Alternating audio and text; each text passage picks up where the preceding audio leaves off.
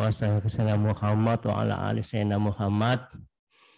Hadirin jamaah rahimakumullah, alhamdulillah pada subuh hari ini kita kembali lagi untuk melakukan pencerahan berkaitan dengan berbagai aspek-aspek kehidupan kita dalam konteks agama itu sendiri.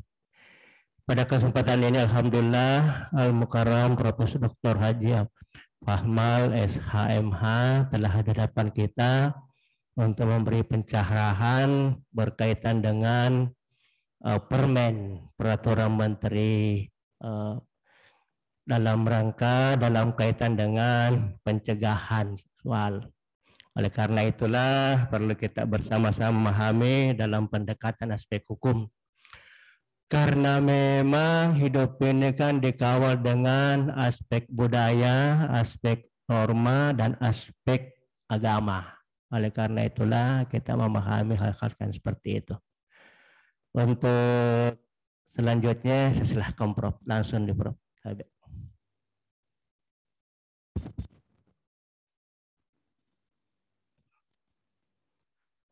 Bismillahirrahmanirrahim. Assalamualaikum warahmatullahi wabarakatuh. Alhamdulillah, kita panjatkan kehadirat Allah Subhanahu wa Ta'ala. Oleh karena tentu dengan rahmat dan hidayahnya, sehingga pada kesempatan ini kita bertemu di tempat yang mubarak ini, sekaligus menambahkan dengan diskusi tentang masalah-masalah kebangsaan dan kenegaraan. Jamaah subuh yang saya hormati, izinkanlah saya memohon maaf karena dalam berbicara tentang hukum ada beberapa hal yang sebenarnya tidak etis dikemukakan di tempat yang suci ini. Katakanlah persoalan seks segala macam tentu tidak terlalu etis dibicarakan di sini, tapi demi pengkajian keilmuan saya ingin menyampaikan hal ini dalam perspektif hukum positif atau hukum yang berlaku di Indonesia. Yang kedua, anak saya membaca WA tadi ini, itu ditulis Al-Ustaz Profesor Haji Muin Fahmal, Sarjana Hukum. Anak saya ketawa, bilang, kapan Bapak? Al-Ustaz. Ya. Jadi saya katakan, saya juga begitu dulu. Waktu saya mengajar di IAIN, saya singgah ke dekan menyampaikan, Pak Dekan, bisakah mahasiswa itu diingatkan, jangan saya dipanggil Ustaz. Agak risih rasanya dipanggil Ustaz. Lalu dia mengingatkan kepada saya bahwa Bapak salah. Karena Ustaz itu guru. Semua guru adalah Ustaz dan Bapak adalah guru. Oh, kalau begitu saya Al-Ustaz karena saya maha guru. Ya, sejak itu saya masyarakatkan di UMI, saya panggil teman-teman dosen Ustaz. Dan masih banyak juga yang agak risih disebut Ustaz. Tapi anak saya kuliahi tadi bahwa saya pantas disebut Ustaz. Karena Ustaz itu artinya guru. Ya. Hanya prediksi kita kalau berbicara tentang Ustaz seolah-olah ada kaitannya dengan baca-baca doa. Nah itu prediksi salah itu ya. Ustaz adalah guru. Jadi saya terima dan alhamdulillah saya sempat memberitahu kepada anak-anak saya yang setengah menertawai saya tadi itu. Baik, Bapak-Bapak sekalian, saya hanya akan melihat dalam perspektif legal draftingnya. Karena kalau kita membuat aturan apapun, harus diyakini bahwa apa yang dimuat dalam aturan ini dalam rangka menciptakan ketertiban, keamanan untuk kesejahteraan masyarakat. Aturan apa saja, biar yang dibikin Pak Lurah sampai kepada Presiden. filosofinya aturan dibuat adalah dalam rangka melahirkan ketertiban, keamanan untuk kesejahteraan. Nah, untuk keamanan, ketertiban, kesejahteraan tentu saja banyak variabel-variabelnya, Nah, oleh karena itu Bapak sekalian, kalau kita mau membuat aturan, yang pertama dulu kita lihat ada namanya konsideran. Ustaz ini sangat paham. Ada konsideran menimbang. Ada konsideran mengingat. Lalu kita lihat ada konsideran, ada landasan filosofinya untuk menunjukkan keadilan. Ada landasan sosiologisnya untuk menunjukkan kebenaran. Dan ada landasan yuridisnya untuk menunjukkan sebuah kepastian. Nah, ini yang saya coba telusuri undang-undang ini. Lalu kita masuk kepada persoalan formatnya. Bagaimana memformat? Lalu apa yang diisikan? Lalu bagaimana kaitannya dengan persoalan-persoalan mengikatnya di masyarakat yang dikaitkan dengan tata nilai yang tumbuh dan berkembang di mana aturan ini akan diberlakukan. Nah, tata nilai kita ini ada budaya, ada adat, ada hukum adat, ada hukum Islam, ada macam-macam. Dan semua aturan apapun dibikin tidak boleh menabrak ini. Karena teori mengingatkan kepada kita bahwa dalam mana aturan itu diisi bukan tata nilai yang tumbuh dan berkembang di masyarakat, maka aturan itu akan kontraproduktif. Apa artinya kontraproduktif? Berproduksi sebaliknya. Apakah semestinya diproduksi suatu aturan? Tadi saya sudah sebut, ketertiban, keamanan, dan kesejahteraan. Jadi yang akan diproduksi adalah ketidaktertiban, ketidakamanan, dan ketidaksejahteraan. Kalau tidak diisi dengan tata nilai yang tumbuh dan berkembang di masyarakat. Dan apa tata nilai yang tumbuh dan berkembang di masyarakat? Itu tadi, ada budaya kita, budaya Indonesia. Ada budaya Barat. Budaya kita adalah budaya Indonesia, ada adat kita Indonesia, ada hukum adat kita di Indonesia, ada Islam yang berlaku secara general di dunia. Dan itu mewarnai kehidupan bangsa Indonesia. Oleh karena itu, Bapak sekalian, hukum Islam di Indonesia berlaku sebagai hukum positif. Tidak sama di negara lain. Itulah sebabnya sehingga mata kuliah hukum Islam diajarkan di seluruh perguruan tinggi hukum, perguruan tinggi Katolik sekalipun. Diajarkan karena memang dia diakui sebagai hukum positif. Itulah sebabnya saya berpandangan bahwa nilai-nilai yang ada dalam hukum Islam itu tidak boleh ditabrak dengan nilai-nilai lain hukum yang dibikin oleh manusia. Dan ini saya lihat ada beberapa. Dan diskusi di mana-mana, polemik di mana-mana sudah tuntas. Yang pro mengatakan tidak apa-apa, yang tidak pro mengatakan apa-apa. Saya tidak akan bilang apa-apa atau tidak apa-apa, tapi saya mau memperlihatkan aspek-aspek yang perlu dibenahi. Nah, Bapak sekalian, setelah saya membaca baru 11 pasal di antara 58 pasal. Karena saya baca tekun. 11 pasal di antara 58 pasal. Saya temukan 52 permasalahan. 52 hal yang perlu dibenahi di antara 11 pasal ini.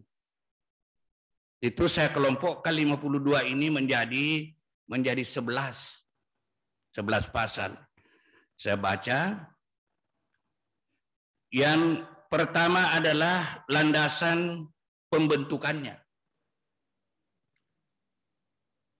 Ini saya uraikan satu persatu, tapi karena mungkin waktunya tidak cukup, karena saya sudah mulai agak pelupa, jadi ini akan bermanfaat besar diskusi ini kalau dibuka tanya jawab. Kalau ditanya baru bisa muncul kembali ya. Atau kalau saya baca ini 9 halaman habis waktu untuk itu. Karena saya uraikan satu persatu di antara 11, saya kelompokkan 11 dari 52 permasalahan yang saya temukan dari 11 pasal, dari 58 pasal peraturan ini. landasan filosofinya untuk melahirkan kemartabatan perguruan tinggi. Katanya soal seks meningkat, merajalela, menurunkan kualitas pendidikan dan menurunkan kualitas umat, kualitas bangsa. Itu dia bilang landasan filosofinya. Ini kita setuju dengan ini.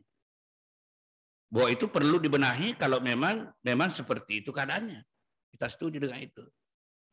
Tetapi Bapak sekalian, landasan filosofi ini kelihatannya agak berbeda dengan isinya.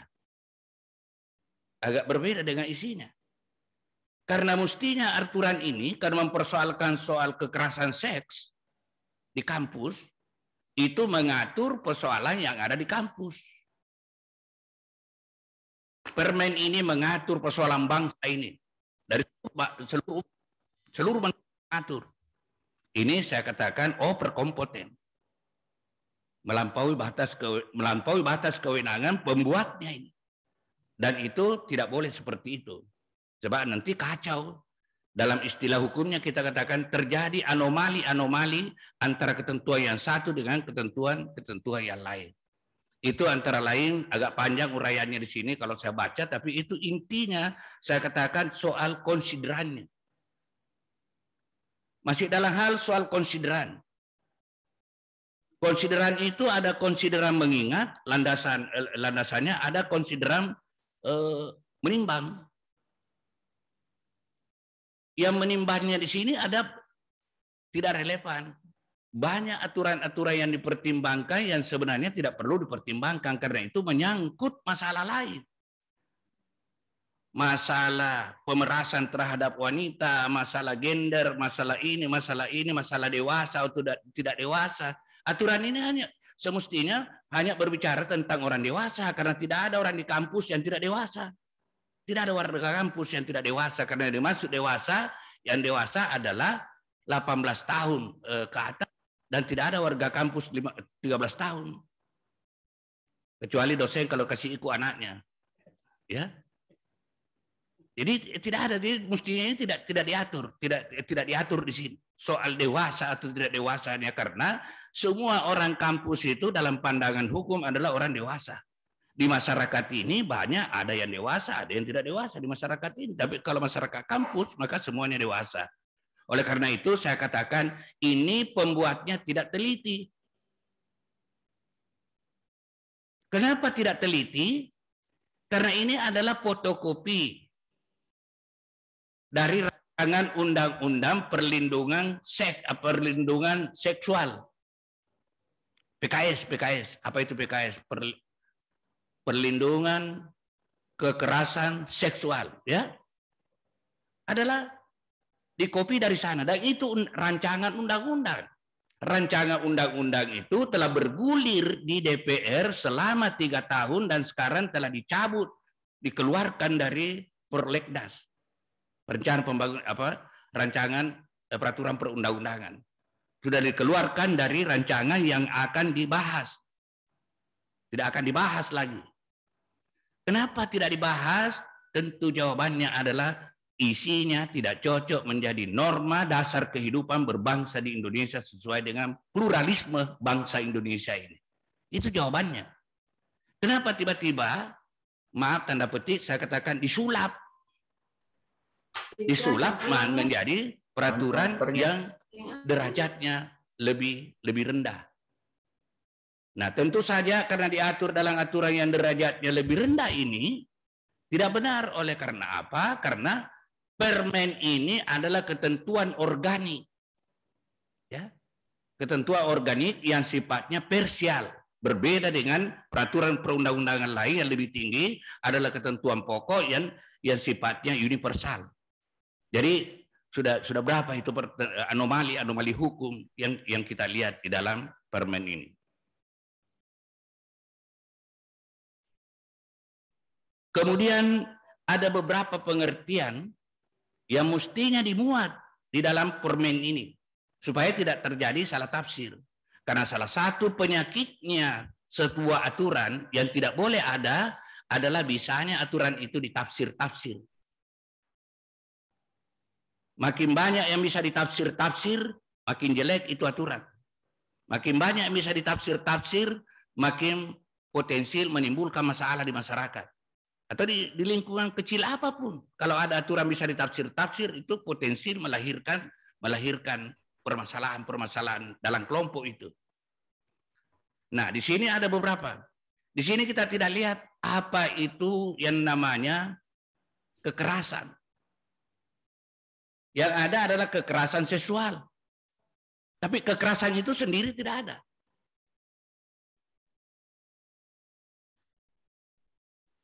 Kelamin. Kita tidak tahu apa yang dimaksud kelamin.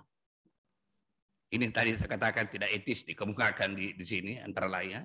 Kelamin di sini dilarang memperlihatkan kelaminnya kepada korban. Ada berapa anomali di sini? Kelaminnya siapa ini yang dimaksud? Kelaminnya laki-laki atau kelaminnya perempuan? Yang dilarang diperlihatkan. Tidak jelas di sini.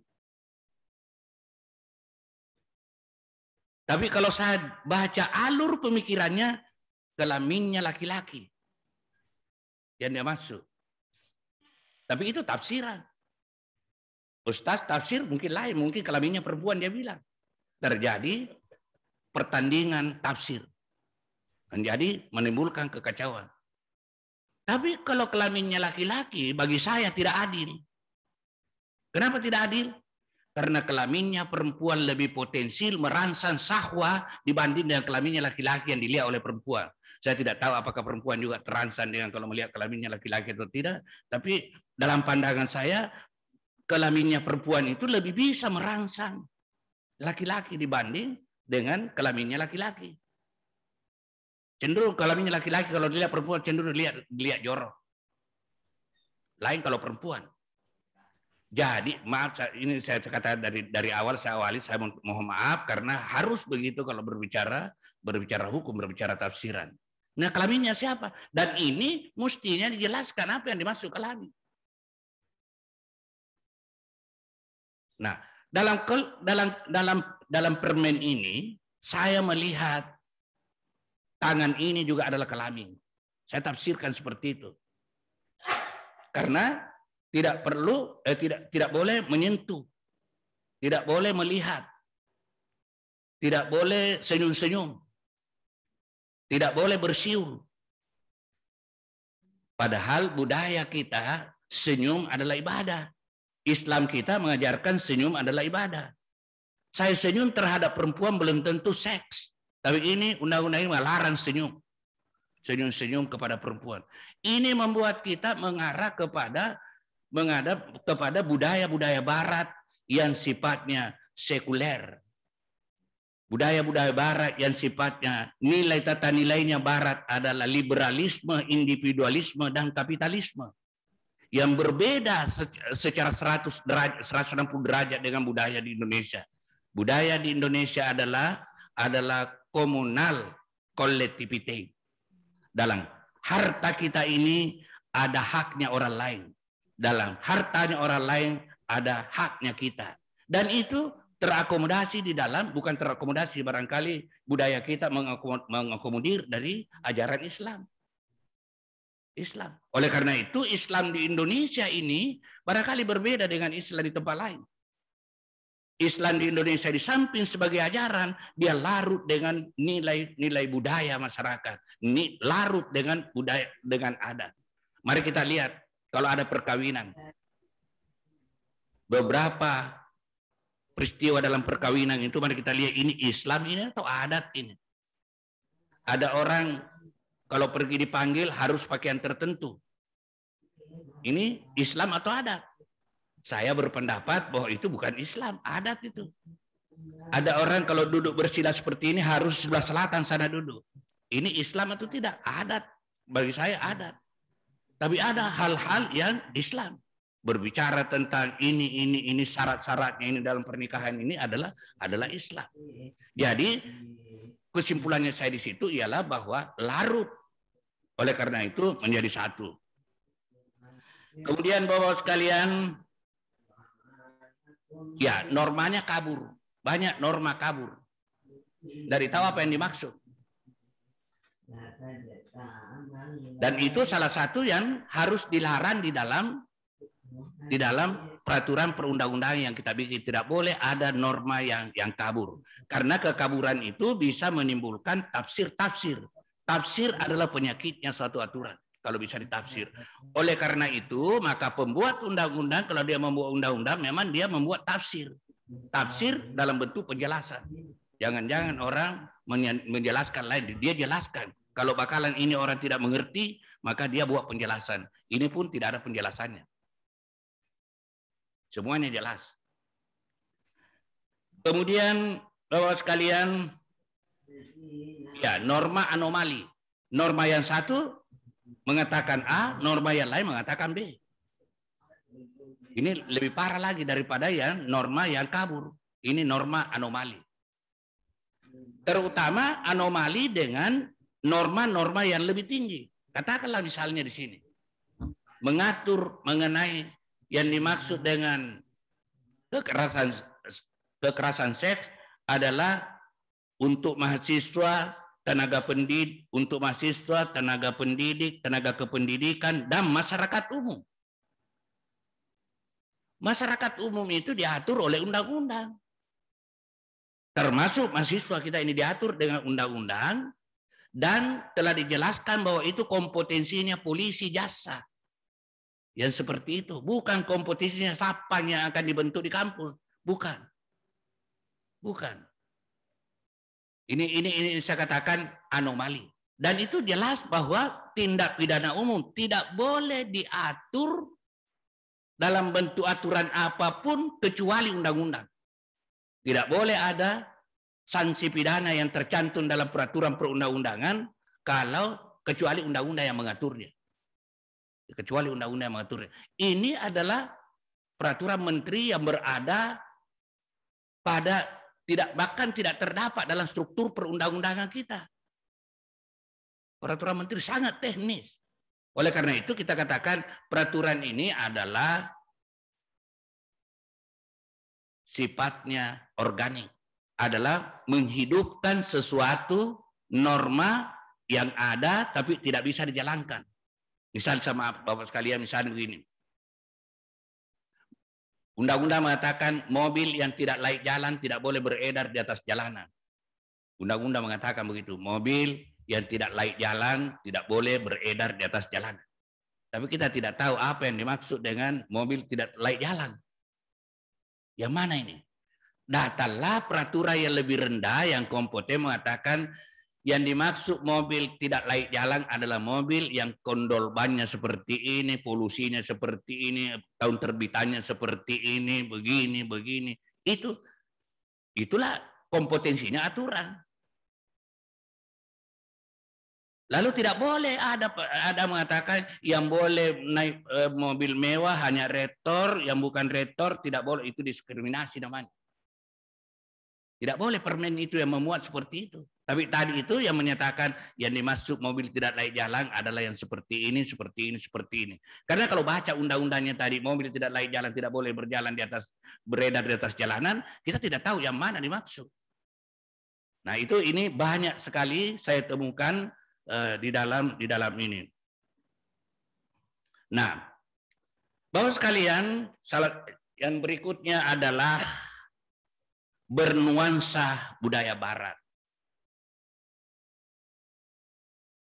Dilarang mahasiswa ketemu dengan dosennya secara pribadi.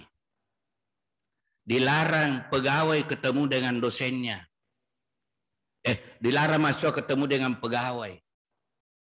Dilarang mahasiswa ketemu dengan sama mahasiswa kalau dia hanya berdua.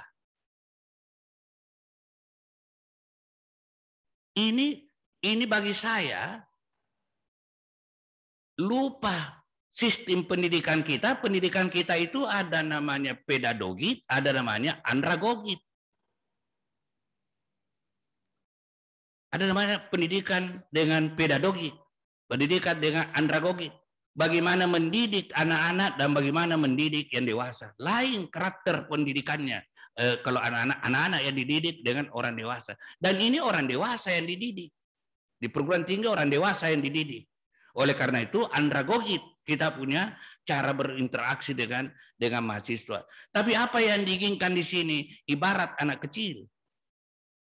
Ibarat anak kecil. Dan tentu saja saya sebagai seorang perguruan tinggi merasa bahwa ya tanda petik ya saya agak tersinggung rasanya kok seperti begitu kotor perguruan tinggi sekarang. Enggak, dalam pandangan saya tidak seperti itu yang dibayangkan di sini. Bahwa telah menjadi tempat untuk ini, tempat untuk ini, untuk ini, untuk ini. Mungkin saya agak tidak komprehensif cara melihat, tapi tidak seperti itu rasanya yang saya lihat ya. Entahlah di tempat lain, apakah sudah seperti itu kotornya perguruan tinggi ya. Oleh karena itu saya katakan ini bernuansa barat. Barat itu apa? Sekali lagi saya katakan nuansa barat itu berdasarkan tata nilainya masyarakat barat itu cenderung liberalis. Kamu adalah kamu. Kita di sini tidak seperti itu. Budaya kita di sini kalau ketemu, kita berpapasan jalan begini, ketemu begini, maka pasti kita baku tegur. Kalau ketemu orang yang kita kenal.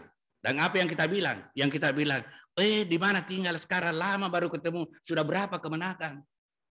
Itu yang ditanya. Apa artinya ini persaudaraan? Bukan ditanya, bagaimana, sudah kaya atau bagaimana? Tidak, bukan itu yang ditanya. Malah tabu menanyakan apa kau sudah kaya atau belum. Yang ditanya, sudah berapa kemenakan? Itu menunjukkan bahwa persaudaraan kita ini, budaya persaudaraan kita ini sangat tinggi. Kalau orang barat, lewat seperti ini, ketemu di sini, dia katakan hai, jalan lagi, jalan semua, jalan terus. Hai saja, tidak ada lain. Tidak ada sapaan persaudaraan. Hai, nah, ini jalan sini, ini jalan ke sini. Kalau kita singgah, oleh karena itu katanya mubasir waktu. Mubasir waktu, karena memang budaya kita seperti itu. Lama baru saya ketemu Pak Umar, kapan? Sudah selesai doktornya atau belum? Itu persaudaraan, ya, persaudaraan itu, ya. Bukan saya marahi. Bukan, itu persaudaraan ya. Sudah berapa kemenakan? Itu yang paling urgen ditanya. Sudah berapa kemenakan? Kita tidak tahu bahwa apakah ini sudah nikah atau belum, tapi itu menunjukkan bahwa budaya kita, budaya persaudaraan kita. Nah, kemudian itulah tadi. Kemudian Bapak-bapak sekalian, kesan saya ini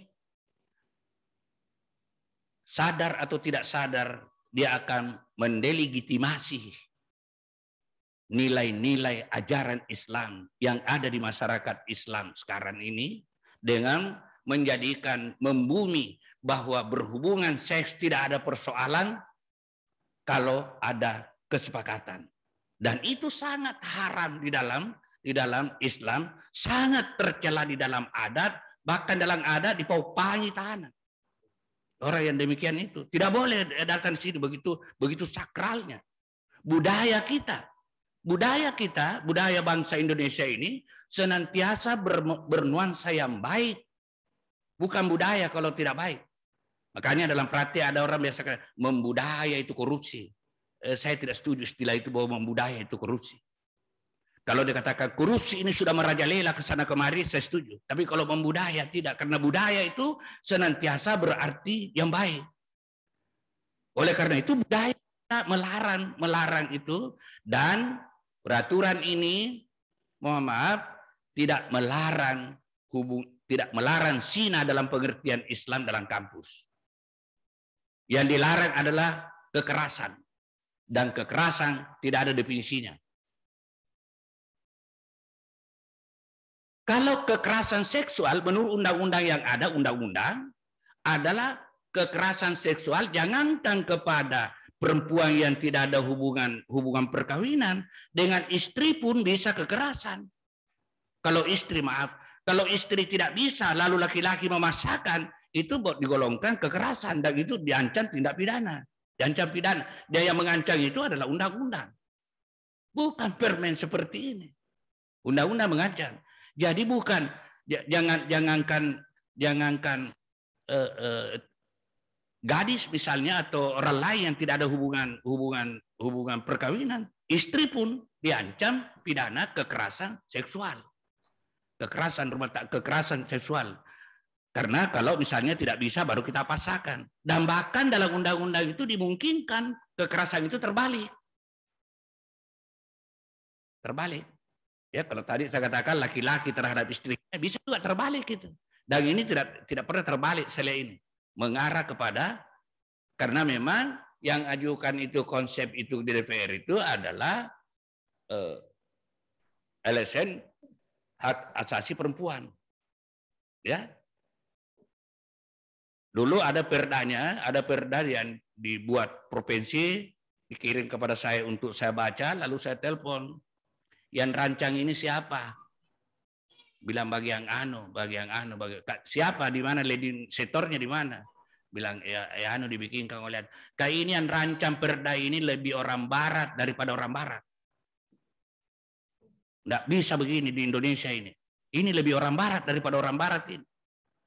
Kewajiban pembinaan anak, 1 pemerintah, 2 ini, 3 ini, nomor 5 orang tua.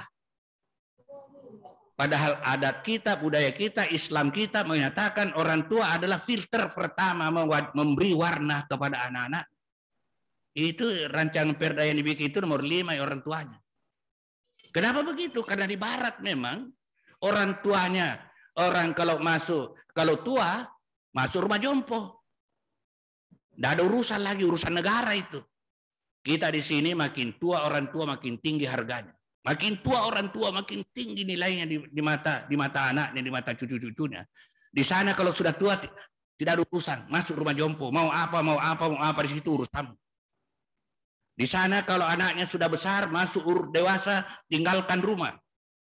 Tinggalkan rumah, mau menjadi terlantar, mau menjadi apa, tidak ada urusan dengan itu.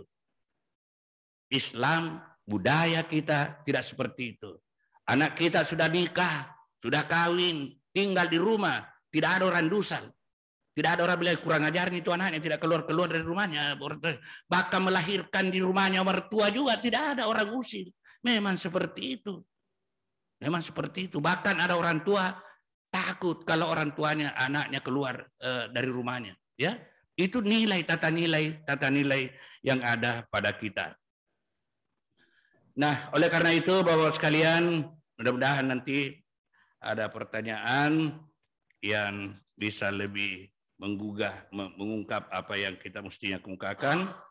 Saya akan bacakan penutup saja. Saya akan baca.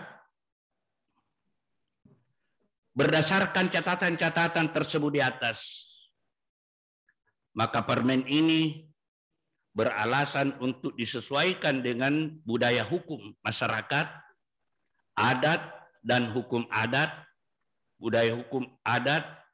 Jika ada orang yang keberatan, jika ada hal yang berbeda pendapat dengan ini, maka pandangan saya DPR harus menggunakan haknya. Apa haknya DPR itu? Hak interpelasi, hak angket, hak menyatakan pendapat. Dia harus menyatakan ini kalau begini, karena saya takut kalau ini kontraproduktif. Kalau Islam ini tidak lagi menjadi ajaran yang mengikat umat yang 90% lebih bangsa Indonesia ini, maka akhirnya nanti akan berdampak kepada kehidupan kita berbangsa dan bernegara. Itu saran saya di sini. Hukum Islam adalah hukum positif. Jadi ini harus diingat ini. Hukum Islam tidak seperti hukum agama lain, tidak. Dia hukum positif, apa artinya? Hukum yang diakui berlaku di Indonesia di samping hukum adat. Sekedar mengingatkan, hukum kita di Indonesia ini ada 3. Ada hukum barat yang ditransfer, yang diwarnai dengan hukum pidana kita, dengan hukum perdata kita. Impor. Ada hukum asli kita adalah hukum adat. Dan ada hukum yang mewarnai kita sebagai umat, karena lebih duluan daripada Belanda Islam, namanya hukum Islam. 3-tiganya ini berlaku secara positif. 3-tiganya ini bisa dipertimbangkan oleh hakim. Makanya kalau kita berperkara di pengadilan, kita lihat. Ini hakimnya ini cenderung berpikir barat, atau cenderung berpikir Islam, atau cenderung berpikir adat. kecenderungan itu bisa kita mengantisipasi caranya kalau kita menjadi berhadapan dengan hakim. Bapak sekalian, mohon maaf kalau saya berikan contoh ini, terlanjur saya kemukakan. Satu ketika Romi dan Yuli berpacaran, ya saya simbolkan saja ini, ya. Lalu Yuli dengan tulus memberikan apa saja yang diinginkan Romi karena dijanji mau nikah. Tapi Tuhan menghendaki lain, ternyata tidak jadi nikah. Yuli melapor di kejaksaan, di kepolisian, di kejaksaan, sampai di pengadilan. Apa tuntutannya dasar? Pencurian. Unsur pencurian kalau baca hukum barat itu, hukum pidana kita, barang siapa dengan sengaja mengambil barang orang lain dengan cara melawan hukum dengan maksud untuk memiliki, maka dihukum dengan hukum pidana pencurian 20 tahun. Seperti itu bilangnya. Lalu hakimnya sederhana, mana barangnya? Mana barang yang dicuri? Karena hukum pidana itu mengunsur, Pak. Pada pasal cari unsurnya. 1, 2, 3, 4. 1 tidak terpenuhi, bukan. Jadi hakimnya mengatakan, mana barangnya? Alhasil tidak ada barangnya. Bebas Romi. Tidak bisa dibuktikan. Lalu Yuli tidak mau kalah. Maju di pengadilan tinggi. Hakim tinggi juga mengatakan, mana barangnya? Artinya sama. Apa artinya? Dia pakai hukum barat. Hukum barat. Dia adalah orang positifis. Seperti apa yang tertulis. Dia tidak jalan nalarnya. Dia tidak menggali keadilan itu sendiri. Hakikat keadilan. Dia tidak menggali hakikat tujuan hukum. Tapi dia lihat. Mengambil barang lain. Dan dia tidak mengambil barang orang lain, selesai. Lalu Bapak sekalian, Yuli tidak kalah. Naik di Mahkamah Agung. Mahkamah Agung ini terkenal, pernah kita baca semua. Hakimnya adalah Bismar Siregar. Kita tahu ini Pak Bismar Siregar, ya. Pernah datang di auditorium memberi tausiah kita. Bismar Siregar menghukum Romi 25 tahun. 20 tahun. Dia hukum Romi 20 tahun. Apa yang dia pakai? Dia katakan barangnya adalah nikmat. Nikmat ditafsirkan sebagai barang. Nikmat yang oleh Romi dan berhubungan selama ini adalah barang. Lalu Romi mengatakan, kalau begitu Yuli juga harus dihukum karena dia juga bernikmat. Tapi hakimnya mengatakan telah menjadi hukum alam. Peristiwa itu terjadi, inisiatornya adalah laki-laki. 25 tahun. Apa artinya ini? Hakimnya, hakim pengadilan negeri, hakim pengadilan tinggi adalah positifis dengan menjalankan hukum barat yang berlaku di Indonesia. Bismar menggunakan filosofi hukum Islam. Filosofi hukum Islam. Itu artinya sudah 2 hukum ini. Peristiwa pada tahun 53 di Selayar. Dan itu putusannya menjadi jurisprudensi. Seorang petani pulang dari tempatnya bekerja, mohon maaf, ditemui istrinya bergaul dengan laki-laki lain. Seketika itu dia tebas dan dua-dua meninggal seketika. Dibawa ke pengadilan. Hakimnya mengatakan benar yang dituntut oleh jaksa, tapi bukan melawan hukum karena dilindungi oleh hukum adat. Perbuatan membunuh itu adalah benar menurut hukum adat. Jadi dan putusan hakim ini sampai di pengadilan tinggi, sampai di Mahkamah Agung dikuatkan terus-menerus dengan dasarnya hukum adat. Ini yang saya jadikan instrumen untuk mengatakan kepada kita semua ini bahwa hukum kita di Indonesia ini adalah 3, yaitu hukum adat, hukum Islam, dan hukum yang transfer dari Barat. Oleh karena itu semuanya berlaku. Karena itu kalau kita membuat aturan, maka tidak boleh bertentangan dengan itu. Karena hukum itu tidak lain adalah rekrutmen tata nilai yang tumbuh di masyarakat. Saya ingin mengatakan bahwa dalam membuat aturan, salah satu pendapat dan saya sependapat, jika kita membuat aturan dan tidak cermat dalam membuat aturan, adalah sebuah penjajahan terhadap diri sendiri yang lebih dahsyat daripada penjajahan yang dilakukan oleh Belanda. Kenapa? Karena Belanda menjajah di Indonesia, yang diambil adalah harta kita. Kalau kita buat aturan yang merubah tata perilaku manusia, maka itu adalah menjauhkan manusia dari tata nilainya yang tumbuh dan berkembang di masyarakatnya, sehingga manusia tidak berbudaya lagi. Saya kira demikian pengantar saya untuk kita diskusi. Terima kasih. Assalamualaikum warahmatullahi wabarakatuh. Assalamualaikum warahmatullahi wabarakatuh. Alhamdulillah, subhanallah, luar biasa ini pencerahan kita dari aspek ilmu hukum, aspek adat, aspek agama berkaitan dengan permen. Kira-kira Prof, kapan dicabut permen ini, Prof? Pak Ilyas.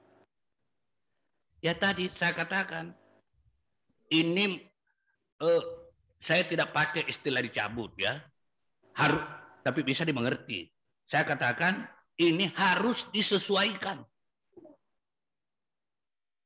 harus disesuaikan dengan nilai yang ada, dan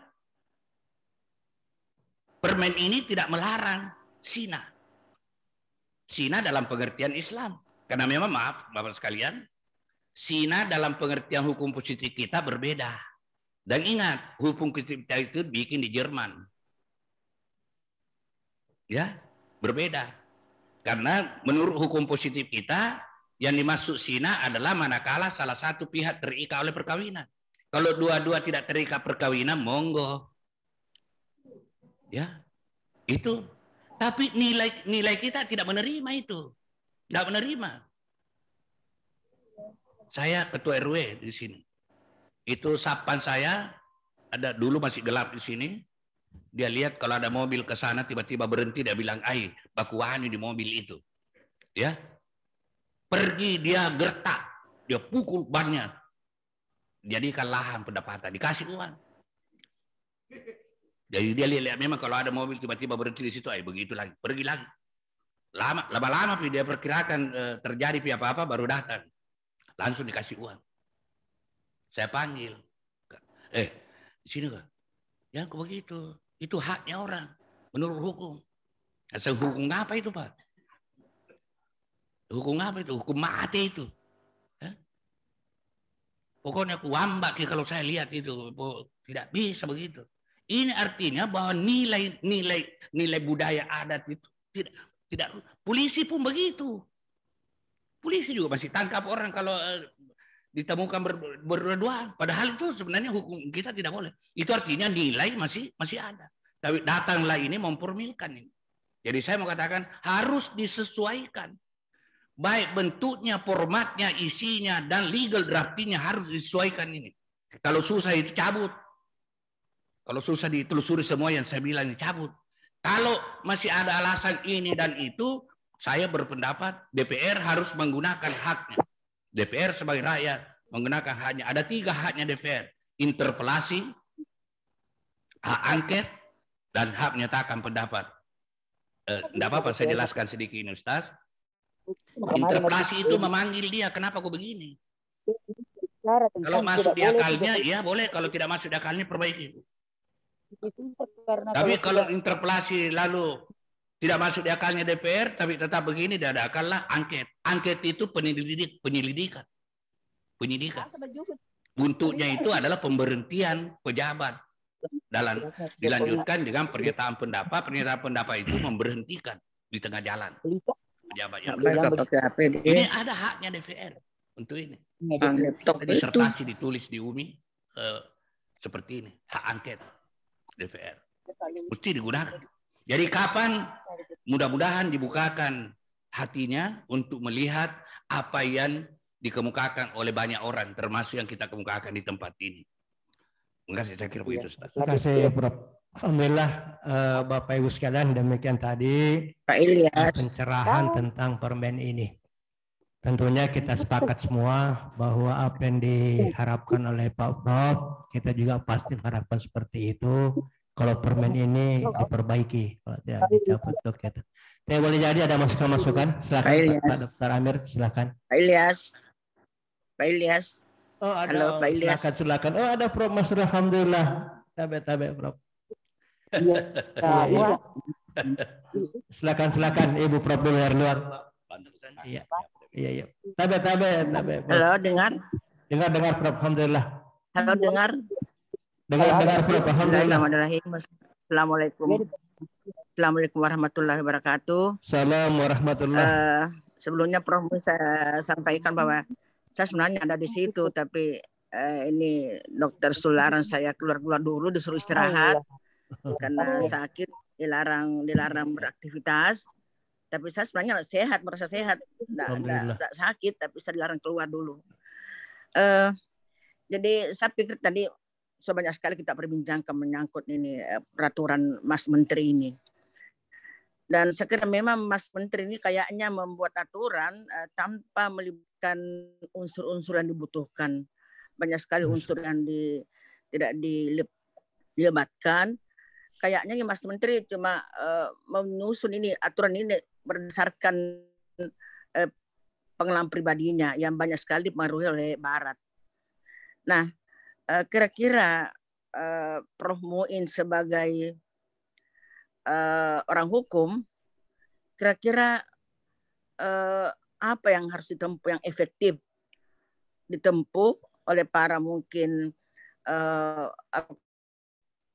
perguruan tinggi, lembaga-lembaga selain dari DPR melakukan interpelasi hal angket dan seterusnya, yang harus kita lakukan agar betul-betul efektif ini Mas Menteri dapat kita kalahkan di dalam menerapkan aturan ini. Karena ini betul-betul bukan lagi meresahkan masyarakat saja, perguruan tinggi, tapi hampir seluruh lembaga-lembaga yang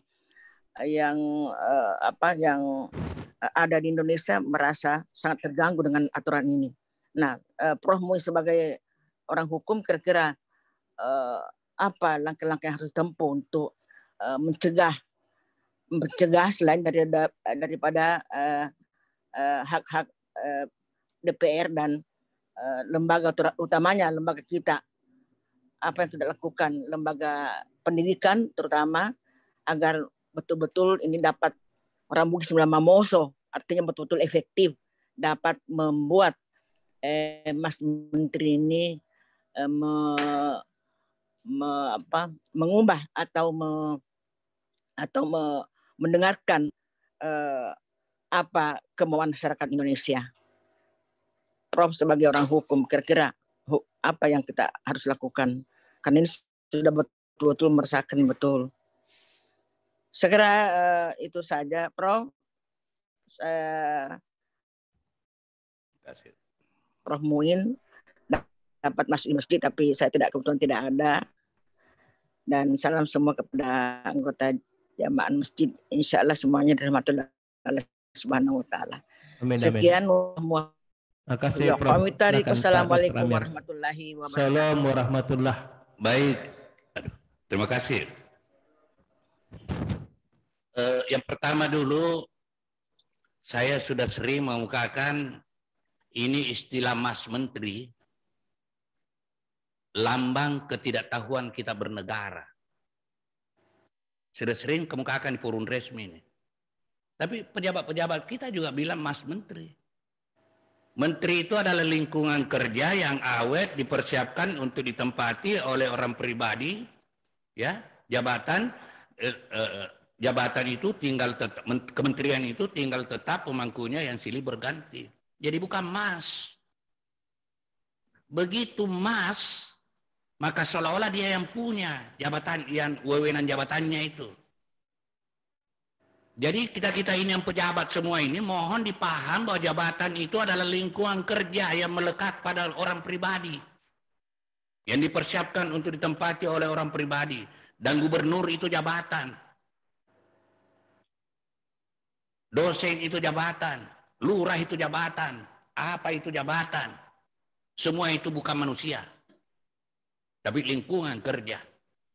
Karena kalau dipandang sebagai manusia, pada saat itulah muncul cikal bakal bahwa seolah-olah dia bisa berbuat apa saja seperti yang dia kehendaki dirinya sendiri.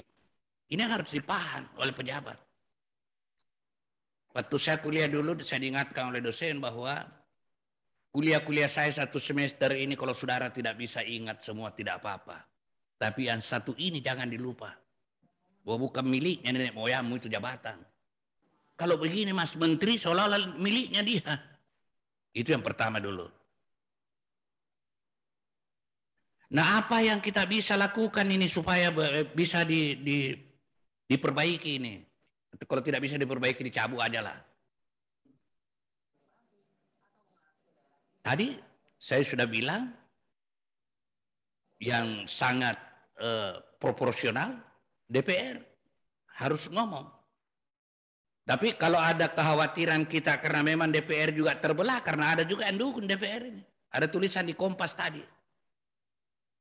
Dia mempertasnamakan dirinya sebagai ahli psikologi. Sampai-sampai saya cari tahu siapa dia ini, orangnya ini kok begini. Oh, ternyata anggota DPR dari partai ini. Ada juga yang setuju. Jadi kalau ada hak inisiatif untuk menggunakan hak interpelasi, itu juga sudah satu perjuangan. Kalau dia bisa lakukan interpelasi, karena interpelasi itu harus ada persetujuan dulu di DPR. Dan ada syarat-syaratnya. Kalau itu sudah bisa interpelasi, tidak usah hasilnya dulu interpelasi, sudah satu kemajuan besar.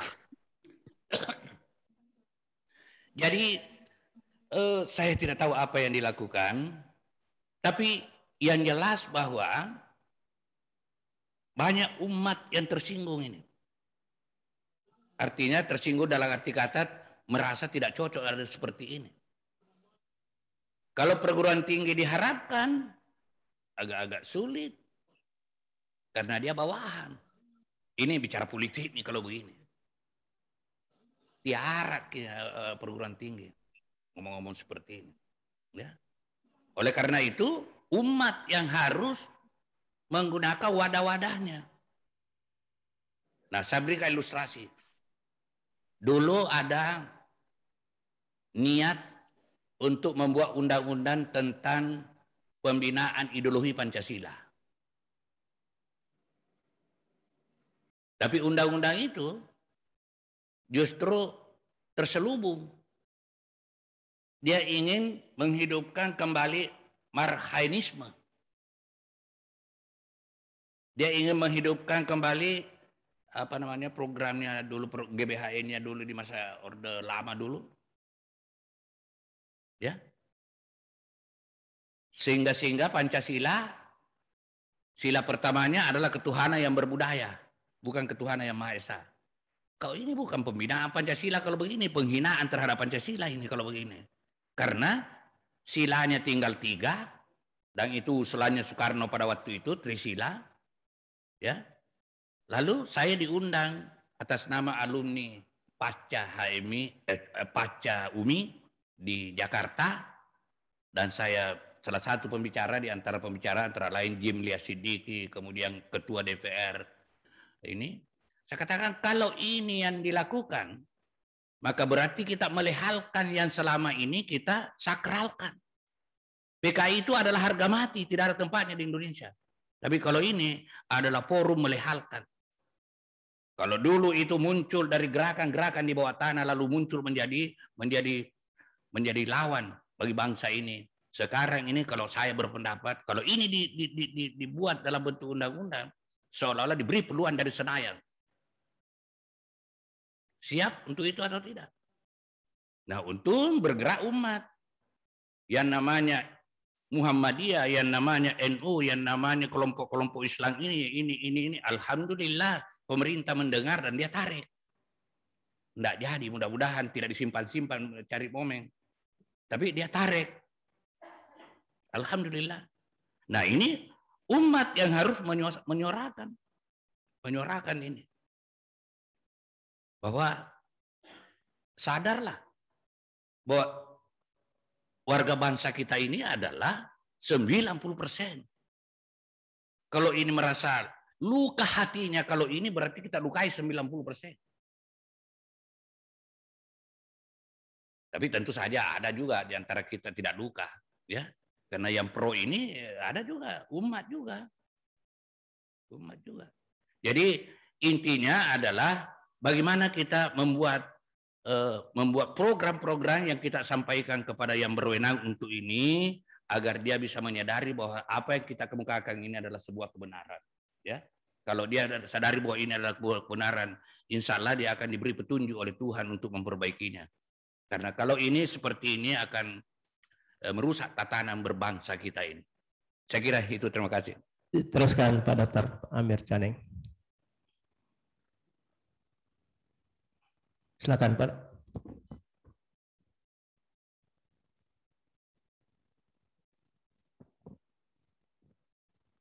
Bismillahirrahmanirrahim. Assalamualaikum warahmatullahi wabarakatuh. Ini merupakan diskusi yang kedua, Prof. Dengan tema yang berhubungan dengan Permen 30. Yang lalu itu minggu lalu, pekan lalu kita sudah lakukan juga. Tapi berdasarkan sisi keagamaan. Pada saat kita diskusi minggu lalu, ada peserta yang mengusulkan selain tetap ada permen ini, tapi ada juga permen yang berhubungan dengan free sex. Tapi itu kelihatannya agak susah. Karena untuk membuat permen ini cukup lama. Jadi mungkin sebaiknya permen ini direvisi. Ya, dengan memasukkan tadi intinya memasukkan masalah nilai-nilai adat, nilai Islam dan seterusnya. Bagaimana caranya juga sudah dikemukakan tadi.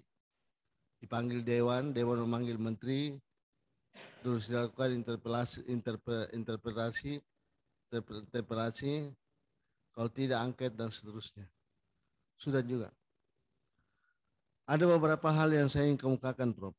Yang pertama adalah saya membaca Permen 30 ini, di atasnya itu ada atas rahmat Tuhan Yang Maha Esa. Permen kata undang-undang biasanya selalu begitu. Termasuk juga Permen 30 ini. Ada tertulis paling atas itu. Atas rahmat Tuhan Yang Maha Esa. Itu artinya Tuhan ini, Allah ini yang harus menjadi dominasi. Tidak mungkin kita akan membuat konsideran yang bertentangan dengan rahmat Tuhan. Ini kan salah ini permen ini. Di atasnya dengan atas rahmat Tuhan Yang Maha Esa, tapi di bawahnya banyak yang tidak atas rahmat Tuhan Yang Maha Esa. Minggu lalu saya kemukakan waktu diskusi tahun 2015, Prof, itu saya mengunjungi 4 perguruan tinggi di Amerika Serikat. Mulai dari California State University atau Long Beach State University, perguruan tingginya Pak Din Samsudin, Cinta Laura. Itu yang saya yang muncul itu adalah mereka laki-laki perempuan, maaf, dalam kampus itu saya nanya berciuman saja. Berpakaian sembrono saja, kayak tidak pakaian saja. Itu yang kita khawatirkan itu terjadi. Karena ada persetujuannya adalah si perempuan dengan si laki-laki sama suka. Jadi seolah tidak ada hukum yang bisa menjerat dia. Karena aturannya begitu. Nah, padahal kita kan punya hukum-hukum yang lain. Hukum adat, hukum Islam dan seterusnya. Ini yang kita khawatirkan. Sehingga pada saat terjadi diskusi 2 pekan yang lalu, antara kelompok-kelompok Islam dengan kelompok-kelompok aktivis perempuan dengan PDI pro kontra 2 sisi. Perempuan, aktivis perempuan dengan PDI ini setuju dengan permen ini. Kemudian Islam dia minta supaya dicabut itu pasal 5. Mulai dari ayat B sampai ayat M. Dicabut itu pasal 5 ayat B sampai ayat M. Yang yang ada tanpa persetujuan perempuan, tanpa persetujuan korban, itu minta dicabut. Karena itu yang bertentangan nilai-nilai. Jadi rupanya bukan hanya itu saja. Terus Pak Prof menjelaskan, oh sungguh luar biasa. Karena banyak sekali memang hal yang tidak sesuai dengan kita punya landasan ini. Nah ini persoalannya itu.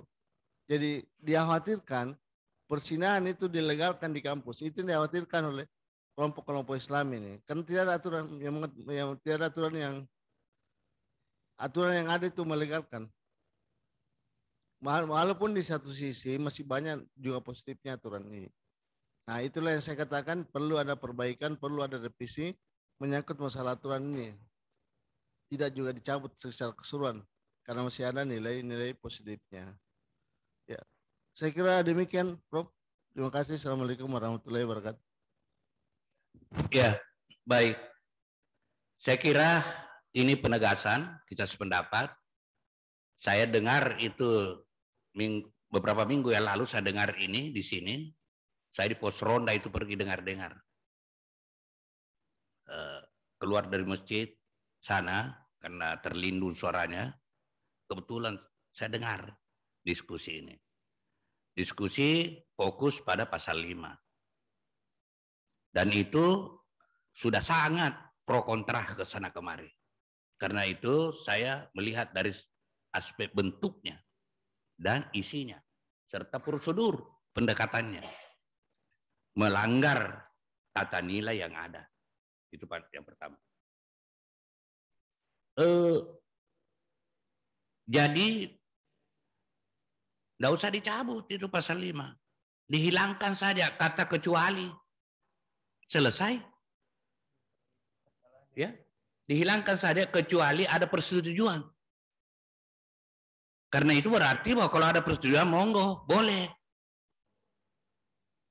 Berarti membolehkan persinahan dalam kampus. Itu artinya siapapun akan terjemahkan seperti itu. Ya. Nggak usah dicabut itu. Tapi terlepas dari itu, dari segi formatnya juga memang tidak bagus.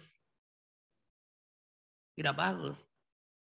Nah, dia katakan dengan rahmat Tuhan yang Maha Esa. Apa sebenarnya kalimat itu? Sumpah sebenarnya. Sumpah. Dan kalau dia melahirkan tidak sesuai dengan rahmatnya, maka sadar atau tidak dia akan dimakan sumpah itu. Bagi orang yang paham. Oleh karena itu putusan hakim misalnya dinyatakan harus diawali dengan berdasar atas ketuhanan yang maha esa.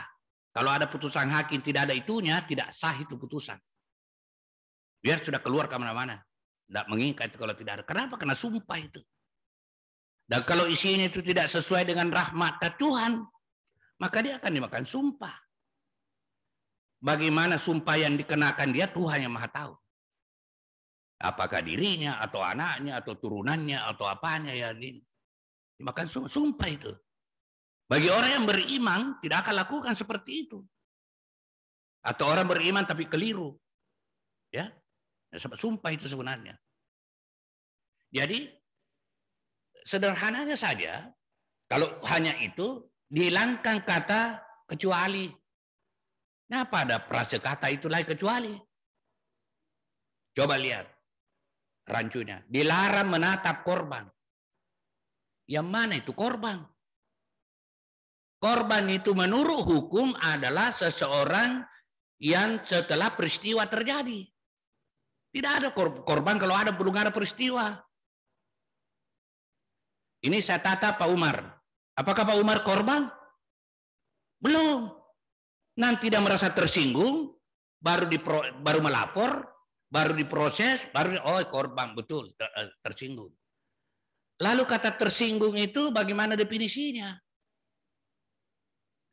Hukum harus eksak, tidak boleh ditafsir, tidak boleh. Oh itu yang saya maksud, tidak boleh begitu. Oh begitu terjadi yang saya maksud, tidak boleh begitu, harus eksakta.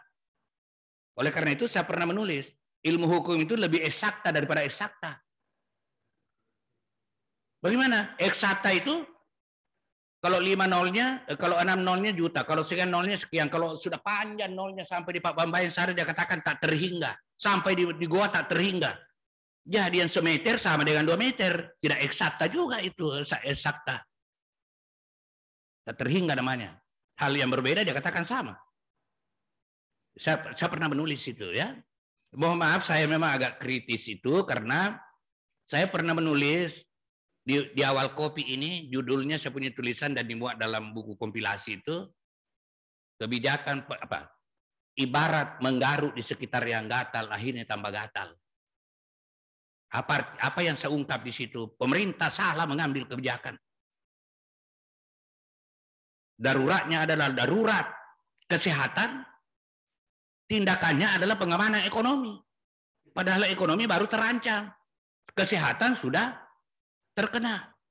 Mestinya kesehatan itu diblokir itu sehingga ekonomi tidak turut campur, tidak turut anjlok. Langsung ekonomi. Langsung ekonomi diperbaiki, kopi tetap jalan masuk. Akhirnya juga ekonomi seperti keadaannya sekarang. Pernah juga saya menulis, ada Pak Tansil di sini. Pak Tansil, oh ada tuh. Pernah juga saya menulis, hukum kita sakit-sakit karena disakiti. Yang sakiti itu adalah pembuat undang-undang. Hukum kita sakit-sakit. Sakit-sakit. Saya tulis itu. Pak Tansil dulu jangan. Hukum kita sakit-sakit. Kenapa? Karena disakiti. Pernah juga saya menulis, sistem pemerintahan kita keluar dari teori yang ada. Tapi itu tidak apa-apa, memang boleh jadi, bisa jadi. Tapi keluar dari teori-teori kenegaraan kita yang ada, banyak yang keluar. Tapi tidak apa-apa, itu memang dimungkinkan. Siapa tahu ada teori baru. Ya. Tapi teori baru hati-hati juga, jangan sampai pendapat dibilang teori. Seperti yang pernah terjadi, mahasiswanya diuji, dia bilang, salah jawabannya, dia bilang, bodoh ini. Sekalinya profesornya yang jawabannya salah, audiens mengatakan ini pendapat baru ini. Ya, padahal sama-sama salah. Paradigmanya berbeda. Ini saya kira, terima kasih. Saya kira makasih, Prof. Ada Zoom lagi, alhamdulillah. Siapa? Silakan. Oh, Prof. Assalamualaikum. Silakan, Prof. Mir. Iya. Terima kasih. Assalamualaikum warahmatullahi wabarakatuh. Terima kasih. Assalamualaikum warahmatullahi. Para guru-guru saya yang hadir di pengajian ini, baik melalui Zoom. Khusus Pak Prof. Muin. Ini guru saya juga ini. Yang tadi mengurai kata demi kata. Rupanya luar biasa. Pencerahan dan ilmu yang saya dapatkan secara pribadi untuk meluruskan prediksi saya di awal sebenarnya. Ketika muncul peraturan itu, di benak saya begini Pak Prof. Ini apakah ranahnya memang Kementerian Pendidikan untuk melahirkan suatu peraturan tentang ini? Nah rupanya tadi di situ ada, rupanya memang dia over ya, karena dia menyinggung juga masyarakat, karena ini adalah peraturan yang sifatnya organik. Nah, terjawablah prediksi saya tidak pernah baca-baca itu pasalnya. Karena saya beranggapan begini, bahwa masih ada mungkin ya permen-permennya lebih penting dibanding ini, dari sisi kepentingannya, prioritasnya. Ya, dan sangat berdampak terhadap bagaimana pembentukan karakter anak didik kita. Salah satunya yang saya masuk misalnya bagaimana budaya nyontek dan plagiarisme itu meskipun sudah ada, mestinya lebih ditegaskan yang begitu, karena ini akan mempengaruhi percaya diri anak bangsa kita sebenarnya yang sudah mulai luntur ya. Kemudian yang kedua yang menarik tadi di awal Pak Prof, bahwa segala regulasi itu ujung-ujungnya kesejahteraan. Saya kira ini sangat tepat. Kalau menurut saya ujung dari segala di bangsa kita ini, indikator utamanya bagaimana kesejahteraan, termasuk misalnya menata pendidikan, menata pembangunan. Karena itu kan undang-undang, isinya kan undang-undang itu. Nah, Ketika kita lihat kemarin misalnya indikator kinerja utama perguruan tinggi malah tidak muncul ini sebagai indikator utama. Kalau pada perguruan tinggi itu kan sebenarnya terlibat di dalam bagaimana melaksanakan Tridharma untuk mestinya diukur bagaimana dia berkontribusi di dalam penggerak pembangunan dan mensejahterakan masyarakat.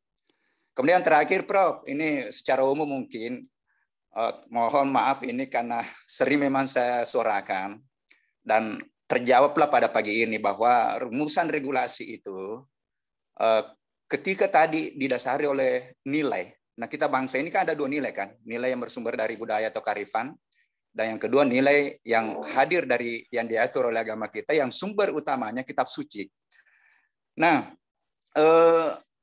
inilah yang semestinya memang membangun rumusan pasal-pasal hukum-hukum positif. Saya bahasakan begini, kenapa ke teman-teman kita di hukum itu tidak berani untuk mengintip dalam tanda petik, mengintip untuk merumuskan pasal-pasal. Tidak usah kita katakan ini syariat Islam, tetapi pasal-pasal hukum positif yang mengatur segala aktivitas kita itu kita mengintip pada kearifan lokal, kita mengintip pada apa kata Tuhan. Saya bahasakan bungkuslah kata Tuhan dengan referensi yang ada sekarang. Dan saya kira kalau itu dilakukan, mungkin tidak perlu tersendiri ada hukum Islam. Tidak perlu misalnya ada ekonomi Islam, karena sebenarnya ekonomi yang dibungkus oleh referensi Tuhan itulah yang menjadi referensi kita. Ya, jadi saya kira itu mungkin jadi luar biasa melegitimasi atau memverifikasi pemikiran saya waktu pertama muncul itu aturan. Melihat dari skala prioritas, kemudian melihat dari lingkup kewenangan dari kementerian sebagai organisasi pendidikan. Saya kira itu Pak Prof. Makasih. Assalamualaikum warahmatullahi wabarakatuh. Iya, baik. Jadi saya itu kalau Prof. Mir Alam itu memang betul saya lebih tua dari dia, tapi dia lebih pintar main badminton daripada saya. Jadi saya murid dari dia main badminton ya. Ya, tapi gurunya ada Dr. Amir.